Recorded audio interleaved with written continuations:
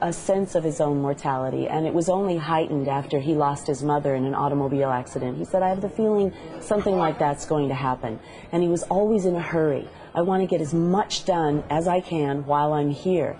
And I would always change the subject or ignore it when he brought that up. But I feel that looking back now, it's a real life lesson.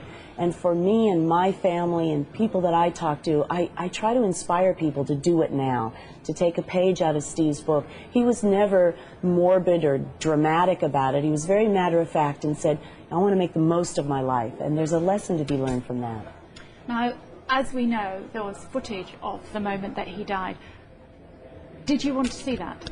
No, I didn't want to see it, but I wanted to be the one to dispose of it, because to me that was like the last of Steve, and it was almost, you know, like having a funeral for that as well. Just the final saying goodbye.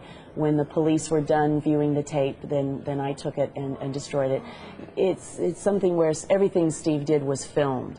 So while it seems kind of bizarre that his accident was filmed, it really wasn't. Everything he did with wildlife was filmed, and this accident was just so unusual. I think in Australia, the last time it happened was in the early 1940s, that someone was actually struck in the chest by a stingray barb. So I encourage people, again, not to fear or hate rays. This accident was just extraordinarily unique. It was a fluke, wasn't it? It was very much an accident.